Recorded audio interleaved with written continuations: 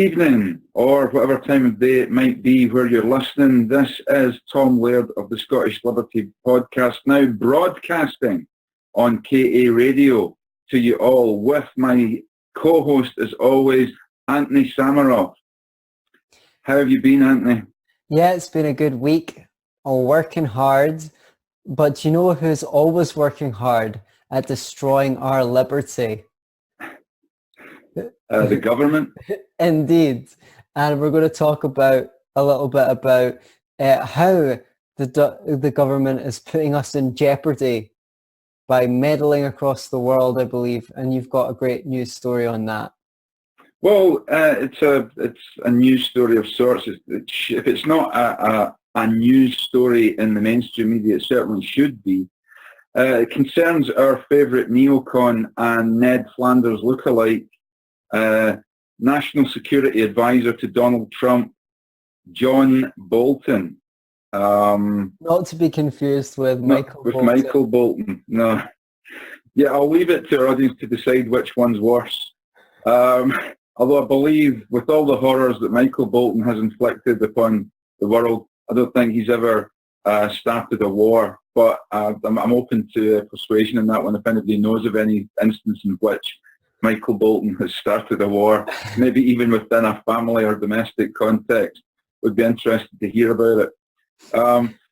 However, John Bolton, as we know, you and I expressed grave concern and some bewilderment at the appointment of John Bolton as Donald Trump's national security advisor, because he is the war hawk of war hawks. This is a guy who is still vehemently unapologetic about the war in Iraq, and it looks like he is fixing and spoiling for a fight with Iran.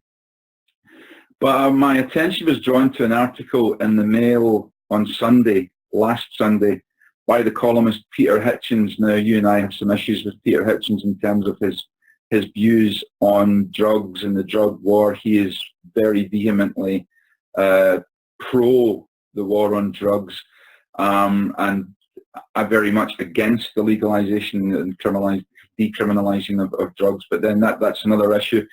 But on the issue of overseas intervention, he's usually pretty good.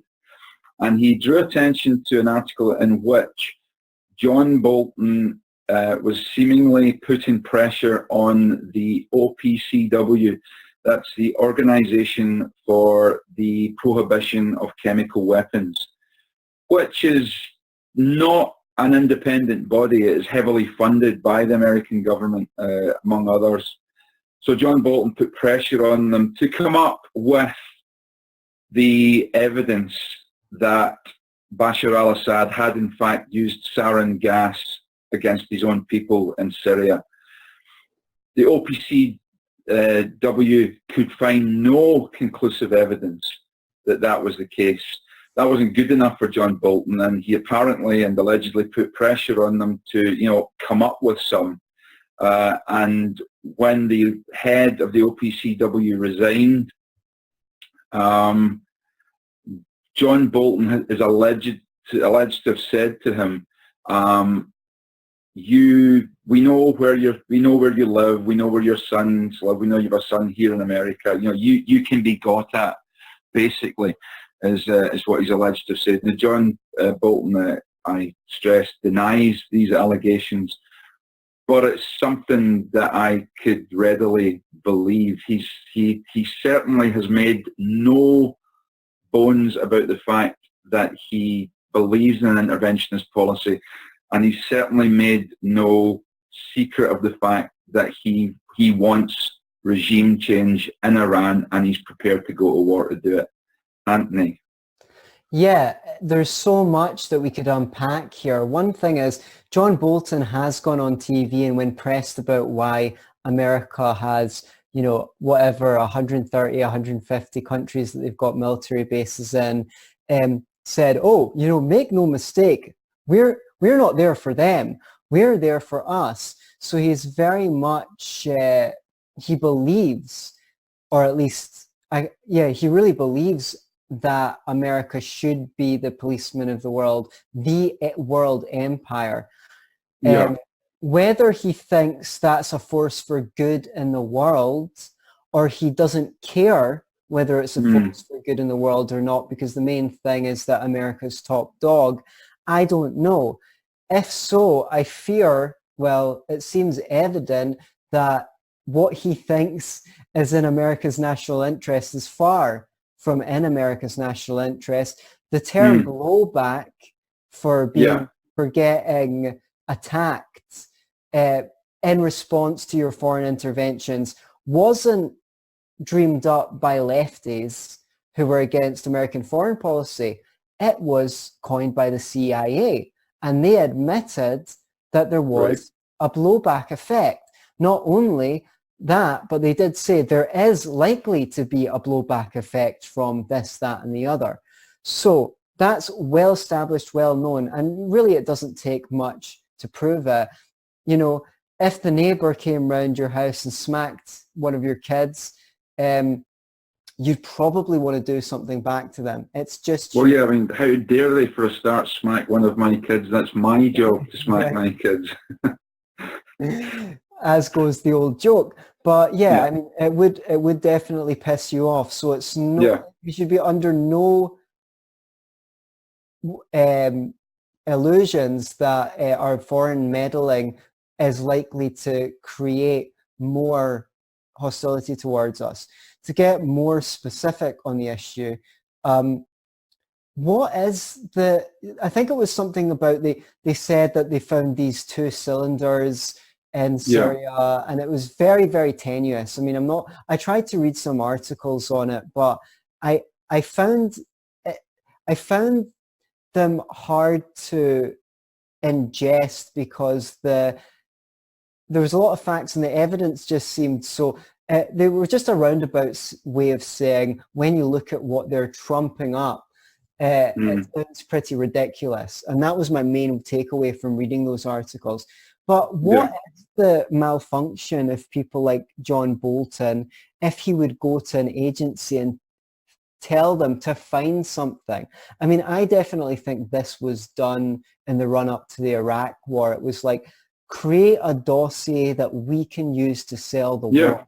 You know, that's what they were saying. They weren't saying create some impartial document. They were saying, you know, we want to do this. We may, to be charitable to them, they would say, we think it's in the national interest. To be uncharitable to them, who cares what the national interest is? We want to do it. But what is the major malfunction of these people that they don't care about the evidence? They just want evidence to be created to sell the war. What's behind this mentality? Well, I think certainly in the case of Iran, there's really old scores to be settled. America, and especially conservatives, are still smarting from the humiliation of losing their man, so to speak, Shah Pahlavi, in the Iranian Revolution. When the Ayatollah took over, I think the Americans thought they would manage to get rid of him quickly and re-establish their foothold in Iran. That didn't happen. When the embassy was taken over in Tehran and American hostages were taken, again, America was humiliated.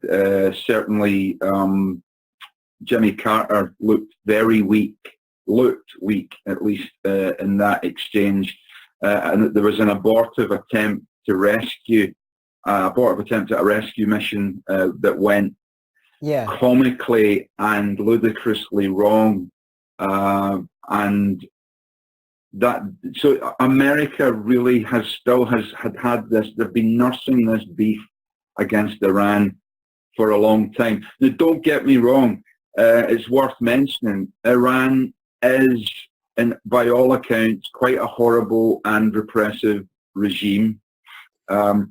It does look as if there's some evidence that there are certain elements within the Iranian establishment who would like to gain control of the Muslim holy sites from the Sunnis. You know, they've toyed with the idea of invading Saudi Arabia and getting back Medina and Mecca out of the hands of the Sunnis and back into into Shia hands.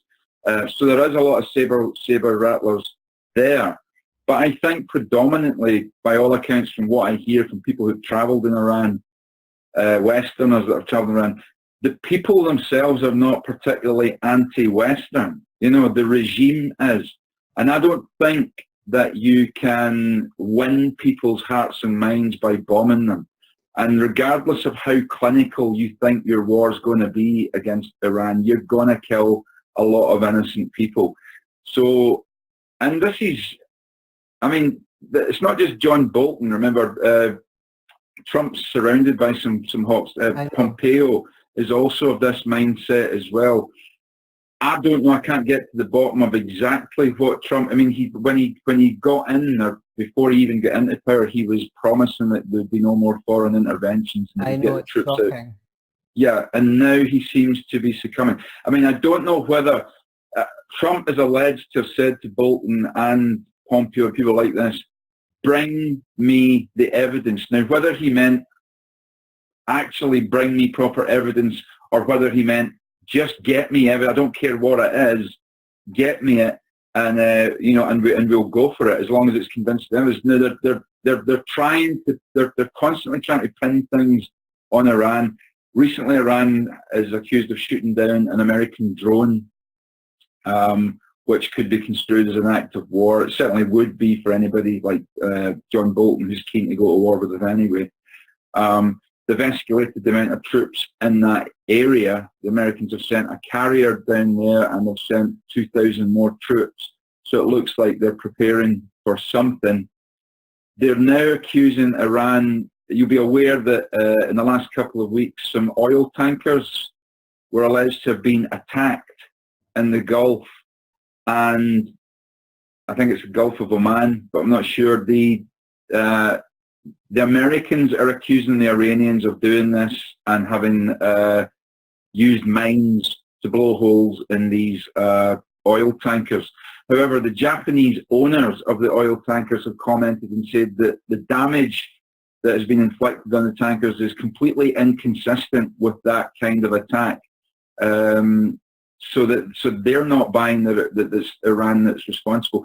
Certainly, Iran is involved with and does sponsor certain groups in that part of the world who are violent, and they are terrorists, and they are involved in conflicts with Saudi Arabia. There's groups in Yemen who are being funded by Iran. Hezbollah, as we know, is funded by Iran. But this is, and of course, let's not completely rule out Israel's role in this in terms of Israel sees Iran as a major threat to its existence. Whether that's right or wrong is a matter for other people to decide. They at least live on the doorstep. It's their neighborhood. But Israel, as usual, wants to rely on American support, and I think they would like to get America involved in any, in as they see it, neutralizing Iran. So it's turning into what I would call an extremely volatile and potentially dangerous, lethal situation over there. Well, it's not just you think that Israel would like America to get involved in Iran.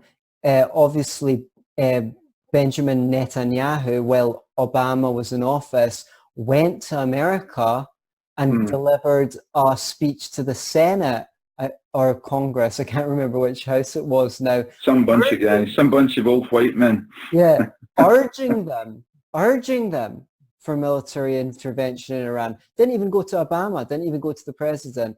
Went. That's right.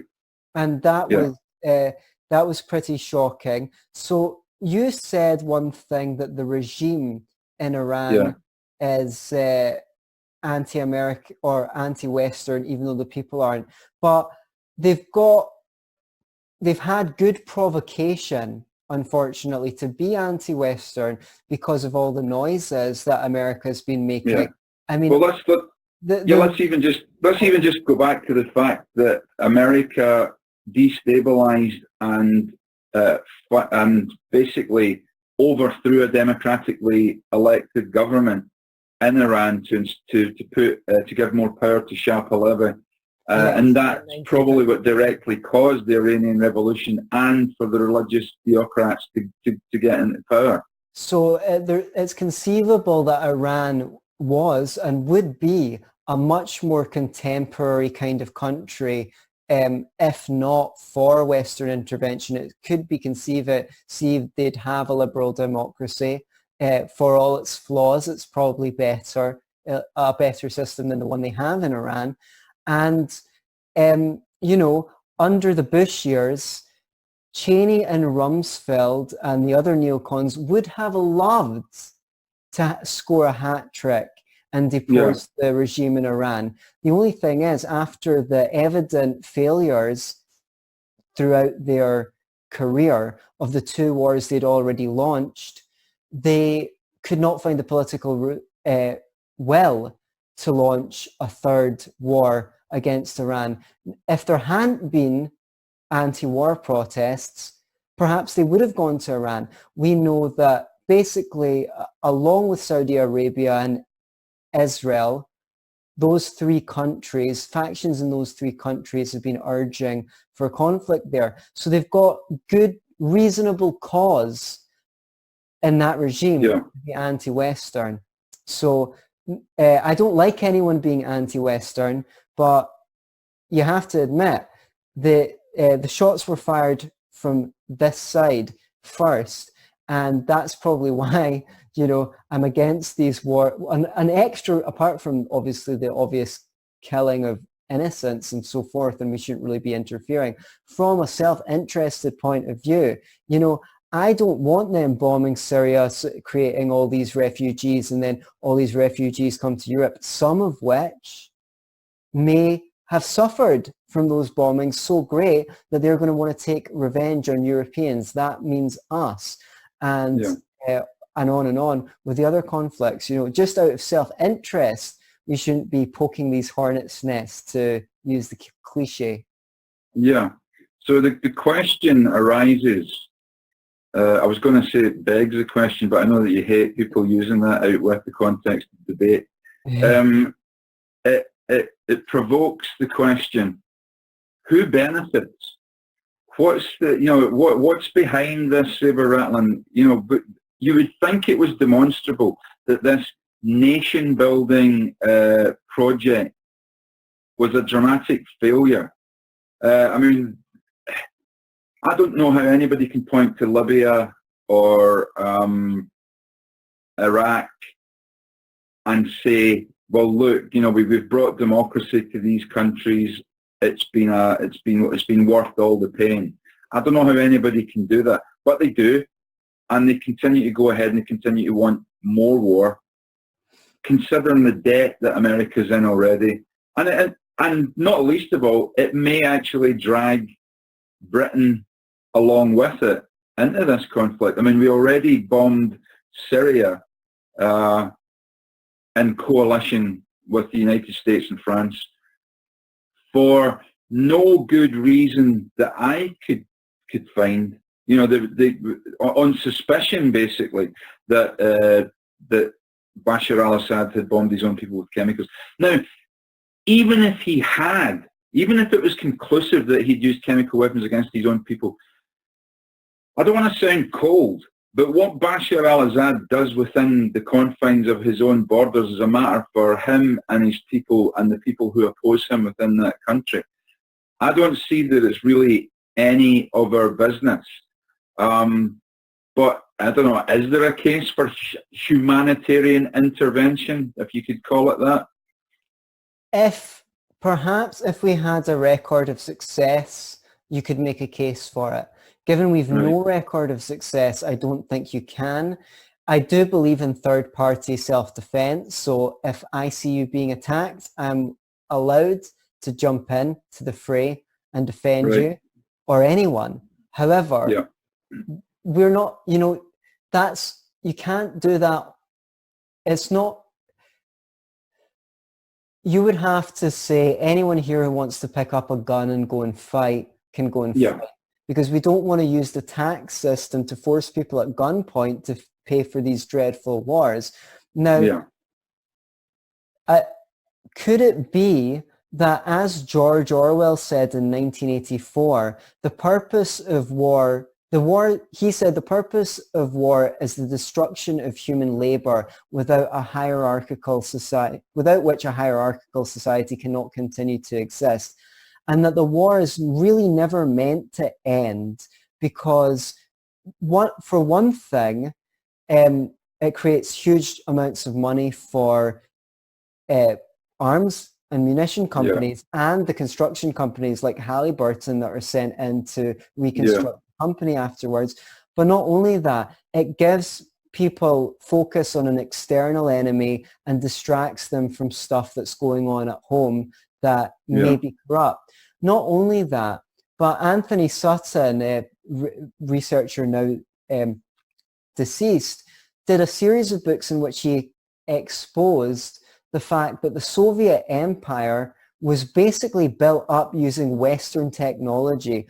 All these companies from America and Europe sold the Soviets tons of technology which they could use to build up their country, and they couldn't invent for themselves. Not only that, they bailed them out of starvation a few times with food aid. Now, the only conclusion that Antony Sutton could draw, why did America empower its own enemy for so long, was that they wanted captive markets. I don't know if this is true or not. And that if the Soviet Union had modernized, then and become capitalist, then there really would be a contender on the world stage for America's place of power. Could that be? Could there be factions that don't want places like the Middle East to become contemporary modern societies because they fear competition from abroad and the captive markets of the crony capitalists and the revolving door between government and industry? I don't know. It's perfectly possible. I mean, I believe that that these intrigues do continue. I think it's, having visited the Democratic Republic of Congo briefly about 10 years back, I know that that's a country, a huge country with massive mineral wealth, completely self-sufficient in anything that it needs. And if it had a stable regime, if it had a stable free market regime in power, it could be another India or another China within a matter of 10 years. And there could be elements in the West who don't want that because they really fear the results of that for Western markets. But I don't have any proof for that. It is just something I suspect and something that just seems to make sense to me, that we don't want these countries to develop into powerhouses, and there's every possibility that could happen with Iran. I mean, while we're on the subject of regimes and reprehensible regimes, I don't see, as bad as the Iranian regime is, I don't see it as being any worse than the Saudi regime. I would suggest that the Saudi Arabian regime is significantly worse than the Iranian one. Well, it's an absolute monarchy and a theocracy. And they throw gays off buildings, and they do their treatment of women is horrendous. I think they have the death sentence for apostasy, and anyone can Google. Yes, they do. So it's far more. They put to death a 13-year-old boy for converting to Christianity. So they're far more repressive than Iran is, and we consider them our allies. I'd like to come back to Saudi Arabia shortly because there's actually some good news on Saudi Arabia. Okay. But one group that benefits from regime change potentially in Iran is surprisingly, Al-Qaeda, as argued by Robert Gaines and Scott Horton in this article entitled "Attacking Iran Would Unleash Chaos on the Middle East" on the website nationalinterest.org. They say, undeterred by decades of carnage and the disastrous outcomes of prior conflicts, ideologues within the Trump administration are clamoring for military action against Iran. The exact basis for this escalation varies. And in spite of Iranian compliance with the Non-Proliferation Treaty, Joint Comprehensive Plan of Action, the Iran nuclear deal, and their safeguards agreements with the IAEA, other pro-intervention voices decry Iran's alleged sponsorship of terrorist organizations or cite a general concern for US interests in the region as a pretext for action. Now, I was just trying to get to the relevant section in which basically Iran are Shia Muslims, and those are the enemies of Al-Qaeda. Do you know what type of Muslims Al-Qaeda are? Are they Alawites, or are they? It's a specific Saudi brand of. Is it Wahhabi, or is it? I'm not sure whether they're Wahhabi or Alawite. I think they're Wahhabi. Yeah. I know that they make excellent bar snacks. Right. I think Wahhabi is the Saudi Arabian regime, which, by the way, opens schools to teach that militant form of Islam all over the Middle East. You know. Yeah. So, one of the interesting things is I believe that Iran supported, in fact, the foremost adversary of Al-Qaeda in Afghanistan, the Confederation of Warlords known as the Northern Alliance. In September, after September the 11th, 2001, the Iranian government handed photocopies of 300 passports associated with suspected Al-Qaeda members to the United Nations. Of these 300, many would be forcibly deported back to Saudi Arabia and other Arab countries. In an additional gesture of goodwill, the Iranian regime offered to provide search and rescue support, humanitarian relief, and targeting assistance in the fight against the Taliban and Al-Qaeda to then Deputy Secretary of State for Near East Affairs Ryan Crocker. America was initially receptive, accepting Iranian assistance in the Bonn Confederate Conference that oversaw the creation of the post-Taliban Afghan government. Special Envoy James Dobbins would later state that the Iranians were, in inverted commas, comprehensively helpful in the post-9/11 period. Despite being rebuffed, we should add, by George W. Bush's axis of evil speech, the Iranians nevertheless doubled down on their commitment to positive bilateral relations with the United States. These are facts that we didn't necessarily know, that Iran actually helped America in the beginnings of the war on terror, as they euphemistically named it. In a memorandum personally endorsed by Ayatollah Khamenei and delivered with the aid of Swiss diplomat Tim Gudeman, the Iranian government offered to assist the United States in targeting Al-Qaeda, submit to full transparency in its nuclear energy program, cease support for Palestinian groups, pressure Hezbollah into transitioning into a purely political organization, and recognize the two-state concept for Israel-Palestine put forth by the Arab League Beirut Summit. Though false attribution of the Al-Qaeda attack in Riyadh to Tehran, Dick Cheney and Donald Rumsfeld were able to dissuade President Bush from additional talks with Iran.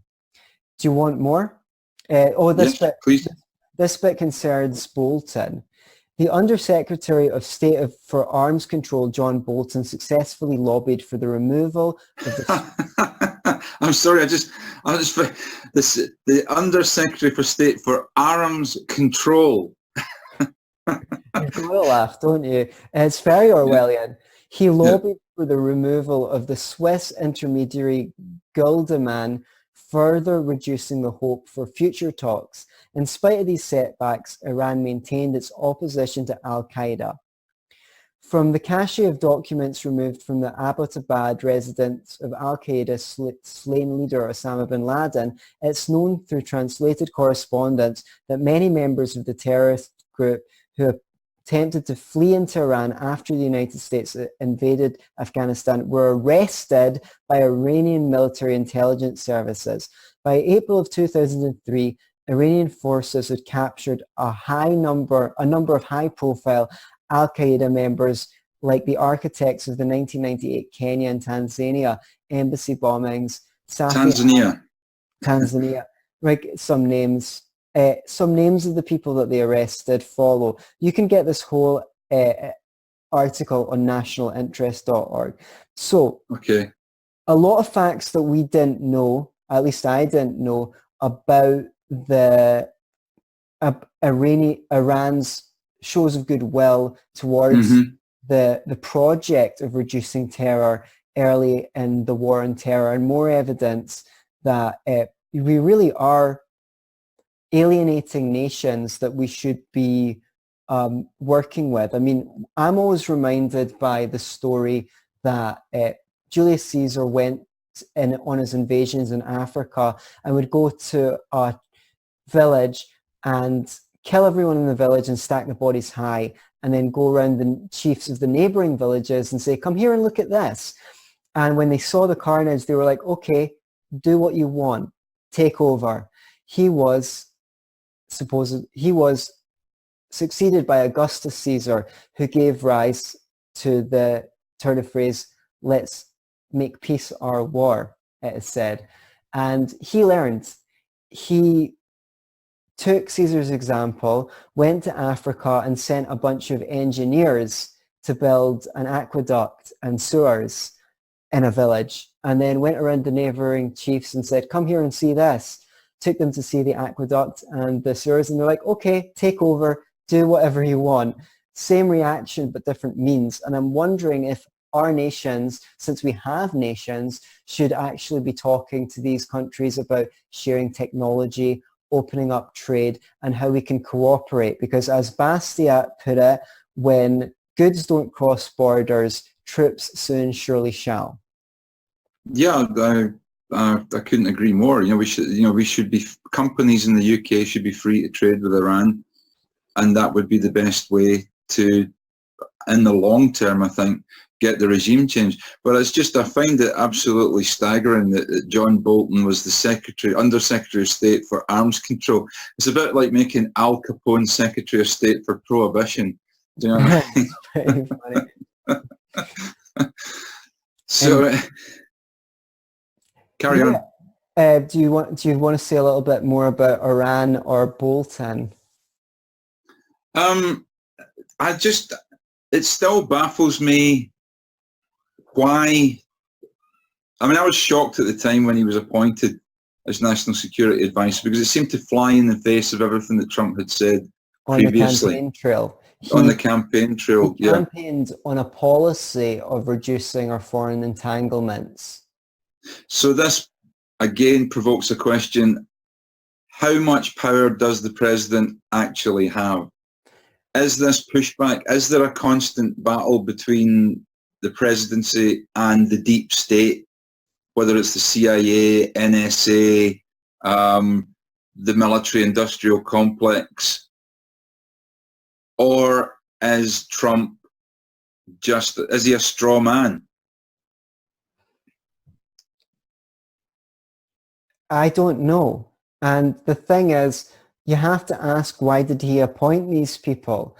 I mean, Did he have a choice? Those who said, oh, Trump's really smart, he's playing 4D chess, they said, well, maybe he's just appointing Bolton as to scare the shit out of foreign countries so that they're compliant. But I don't actually believe that Trump is that savvy in those ways. I don't agree with those people who say that Trump is stupid. I think he's very savvy, but not like that. he's Not in a geopolitical sense, though. no, he's not a deep thinking person. He's not a person that exposes himself to lots of information. The story goes with Trump. Although there are rumours he exposes himself. Right, indeed, well said. The story goes regarding him recognizing Israel as the capital. Sorry, Jerusalem. No, sorry, Jerusalem, the capital. Yeah. Yeah, Jerusalem as the capital of Israel. He just said basically, I don't know anything about this. Right, come on and brief me. Got a 45-minute brief on the situation. Went, okay, let's acknowledge it as the capital, and that was that. So, so the official story goes. So he's not, but he's maybe taking advice from the wrong people. But even so, he's put his finger up. So Thing. I'm sorry, but then Donald Trump said, "Just grab women by the pussy." But but I mean, he's snubbed so many people so many times. Can he not get on TV and say, these are the people who are pushing us to war? I said that I wasn't going to do this as president, and I need your support, whether you're, my political enemies on the left on other issues, or whether you're my you're the people who voted for me, to whether you're for me or against me as a person. If you don't want war, I need your support, because the deep state that I campaigned against wants war, and that's not what I said I was going to do. Maybe he just doesn't want to go for a ride down Sniper Alley in an open-top car with a bullseye painted on his forehead. Yes, perhaps he wouldn't get to make that conference, because as soon as someone got wind of it, something unfortunate would happen. And in the current configuration, there's a lot of people who wouldn't mind too much either if he did get shot. Yeah, I mean, he's a trigger-happy tweeter, though. So you would think, he would maybe tweet something out about, about this kind of thing if he found it. What, something like, lol, Bolton wants to launch another failed war. Total loser. He does. It does look like Ned Flanders has taken over the National Security Advisor job. He's a ringer for Ned Flanders. Total loser. Never should have appointed him. Yeah, if you want to see what blowback looks like, I think that would probably be the very way to go about it. But in all seriousness, I mean, it does make you ask these questions. Just how much in control, how much power does the president actually have? Is he merely there as an employee of certain powerful forces that are really in control of the destiny of America? I don't know. I mean, he campaigned as this independent maverick who was going to drain the swamp, but it's like everything else. Maybe once he got into the office, the magnitude of the problem that he was up against has maybe given him a reality check. Perhaps. I really don't know. He's a hard guy to get a handle on. I just don't understand why there's not more mainstream criticism of him for not doing what he said he was going to do on this issue.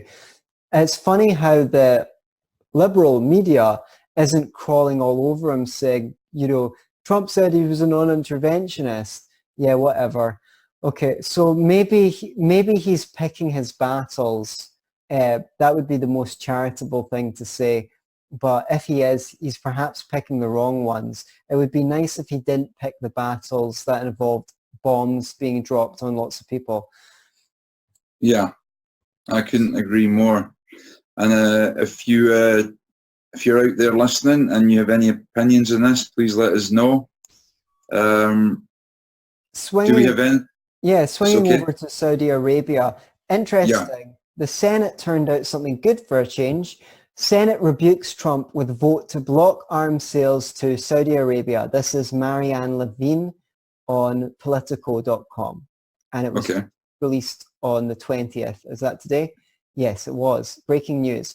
The Senate voted to block arms sales to Saudi Arabia and the United Arab Emirates on Thursday, rebuking President Donald Trump's foreign policy in the aftermath of the murder of Saudi journalist Jamal Khashoggi. Well, it's pretty frickin' rich for the people in the Senate to rebuke Donald Trump on foreign policy. Trump, whose administration signaled it would bypass congressional opposition to the sale of arms, is expected to veto the Senate's resolutions. Hello?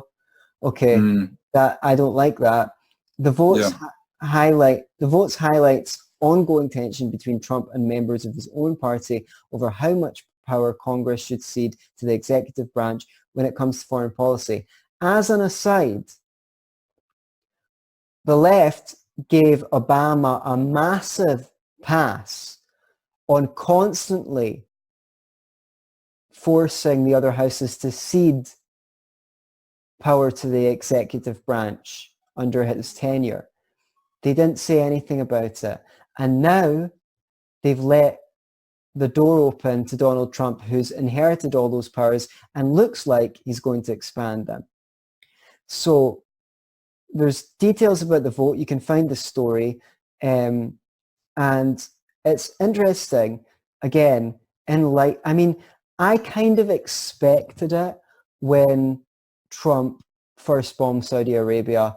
I wasn't that surprised. But see, when he signed the weapons deal to Saudi Arabia, and I found out about that on Facebook. Not bombed Saudi Arabia. So he said when he first bombed. Sorry, when he first signed the weapon deal to Saudi Arabia. I remember the day I found that news out on Facebook. I was actually devastated for a wee while. I don't know why, but I was like, oh, because I saw that this was the first real, I don't know, it wasn't the first, but it was the real indication that nothing changes. There's no swamp being drained. It's worth adding that he signed off on the biggest budget, didn't he?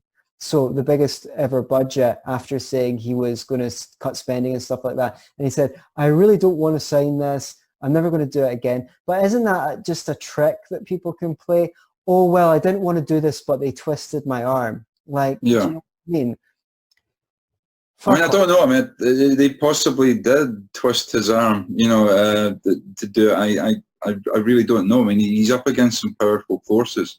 Okay, well, even if they did, I just think that he's enough of a public figure that, and he's done enough that he could maybe use his swagger more productively.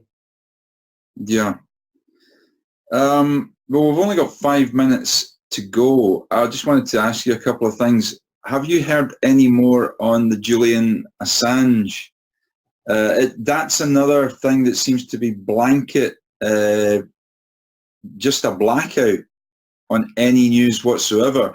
The last I heard, his lawyer had made serious claims that he was basically being denied medical treatment and starved to death in custody.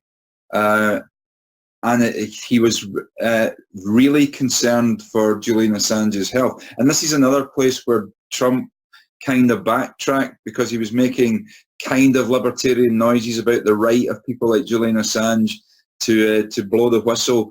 And now it looks like he's flip-flopped on that one as well. Yeah, I've heard little on Assange. And the thing is, one of the ways that they might get him off, if they can, is that at some point Trump made some kind of statement as to traitors, being executed and things like that. And they could say, well, you're not actually allowed to extradite someone to a country where they're facing a death sentence. Those might not be the specific details. But there was a journalist, sadly, I forget her name, that went to visit him a few times and reported that he was being, even prior to his most recent arrest, and reported that he was being horrendously treated. And it was bad for her to see the degradation in his state of mental health from the first time she met him to years hence when she met him in the future. Yeah. The thing is, we're meant to have, at least in theory, a government of laws, not people. And if the more responsibility a person has, the more accountable they should be to having the highest standards, right? Yeah.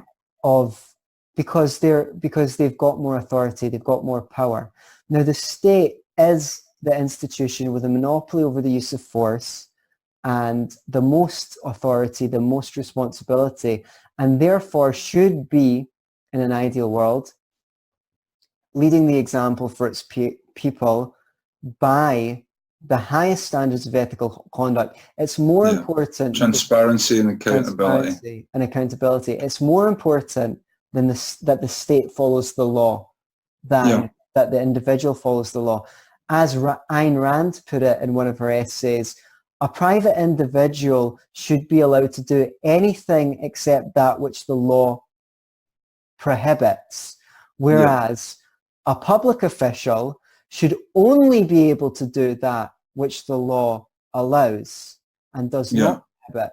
So the thing is, we've got this topsy-turvy world where the government spies on us, wants all our details, tells us what to do, and arrests us if we do something it doesn't like, even if it's just smoking a plant, let's say.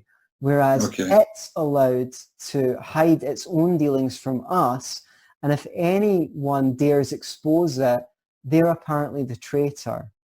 So I'm not happy with that configuration. Yeah. But anyway, onto something a little bit more light-handed quickly, because we've only got a couple of minutes left. I believe, Mr. Sammeroff, you've got a new book out. Oh, do I? Yeah, so I do. The paperback of Universal Basic Income For and Against is available. It was available for Kindle for quite a while, but it is revised, and I'm very happy with the revisions.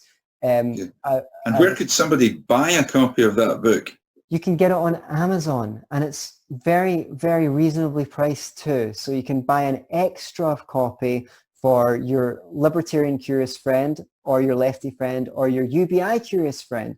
And I suggest you do that and give it to them. And if they don't accept the gift, whack them over the head with it. Okay. Well, that's us for this week. I hope you've enjoyed the show. If you enjoyed it, let us know. And please do tune in again, same time next week to hear from myself, Tom Laird, and Antony Sammeroff on KA Radio. On KA Radio, no less. Thanks once again for tuning in, and we'll speak to you again soon on the Scottish Liberty Broadcast.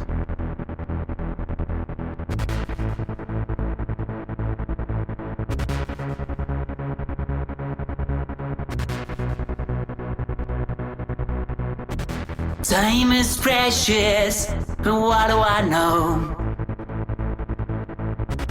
Been to places you